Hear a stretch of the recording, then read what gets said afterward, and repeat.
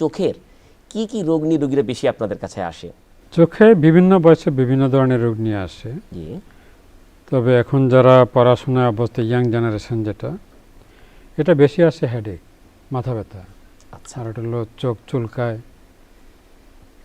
শুষ্কতার জন্য যেটা হয়। কারণ এখন তো ম্যাক্সিমামই থাকে এই স্ক্রিনে অথবা মোবাইলে। মোবাইলে।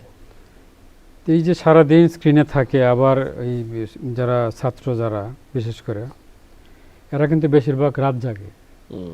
জি, বয়স্ক যারা যারা অফিসে চাকরি টাকরি করে, এদের একটা তাড়া থাকে যে সকালে উঠতে হবে।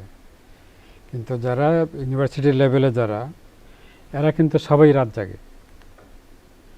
তো এই যে সারাদিন মোবাইলে থাকে, স্ক্রিনে থাকে, আর এখন তো সিলেবাসগুলো এমনভাবে যাচ্ছে, সবগুলো অনলাইনে যাচ্ছে ম্যাক্সিমাম পোর্শন।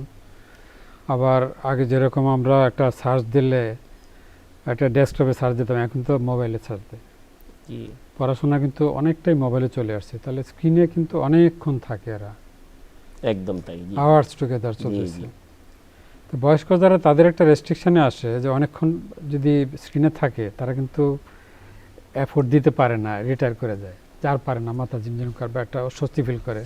কিন্তু ইয়াং যারা, তারা তো বদার করে না, জি, তারা চালাচ্ছে। তো দেখা যায় যে এদেরই একটা অংশ ওই চোখ জ্বালা পোড়া, তারপরে চোখ ব্যথা, একটু চোখ একটু লালচে ভাব, কাটা কাটা লাগে, আচ্ছা। এরকম একটা কমপ্লেন করে। এরপরের ধাপে দেখা যায় যে মাথা ব্যথা। তো আপনাদের কাছে এই রোগীরা আসলে প্রথমে আপনারা আসলে তাদেরকে কি অ্যাডভাইস করেন? আসলে আমরা তো ওই তার এক্সপ্রেশনই বুঝি। প্রথমে বলি যে মোবাইলে কতক্ষণ থাকে, আচ্ছা, জি, রাতে কখন ঘুমায়। তো বলছে না, বেশিক্ষণ না। তো পাশে মা থাকে, বলছে না, রাত জাগে। জি, জি, আমি বলছি তুমি কয়টায় ঘুমাও? বলছে ঠিক নেই। ঠিক নেই মানে কয়টা? কোনোদিন একটা, দুইটা, তিনটা। তো একটা, দুইটা, তিনটা তারা বলতে সেটা রাত জাগার মধ্যে পড়ে না, বেশি না। তো এই হচ্ছে তাদের রুটিন। এখন আমরা যেটা বলি যে একটু মেডিকেশন দেই, একটু মানে একটু আর্টিফিশিয়াল টিয়ার যেটা আমরা এটা দিতে বলি। তো স্ক্রিনে যদি আপনি আধা ঘন্টার বেশি থাকেন, তাহলেই চোখে এক ধরনের একটা স্ট্রেসে পড়ে। আচ্ছা, আমরা বলি যে গ্যাপ দিয়ে করার জন্য। আর একটা উপদেশ দিই যে প্রথম ভাগে, দিনের প্রথম ভাগে যদি বেশিরভাগ কাজটা করা যায়, শেষের ভাগে যদি স্ক্রিনের এটা লোডটা কম নেওয়া হয়, তাহলে তার জন্য একটু, কারণ যখন অ্যাডজাস্টেড থাকবে তখন কিন্তু স্ক্রিনের ইফেক্টটা বেশি হবে। আর একটা যেটা বলি বাচ্চাদেরকে, মায়েদেরকে বলি যে আপনারা সন্ধ্যার পরে রেস্ট্রিক্ট করে দেন। জি, একদম রেস্ট্রিক্ট করলে, নিষেধ করলে মানবে না। জি, জি, তাহলে আপনারা দিনের বেলা অ্যালাউ করেন, আচ্ছা, সন্ধ্যার পরে আপনারা রেস্ট্রিক্ট করে দেন যে না, সন্ধ্যার পরে দেওয়া যাবে না। আচ্ছা, চমৎকার একটা উপদেশ। হ্যাঁ। আর একটা হলো যে যারা একটু ওই যে রাত জাগে, মা কখন ঘুমাচ্ছে খেয়াল রাখে, তারপরে আবার অন করে, সেটাই। মোবাইলটা সারায় রাখেন।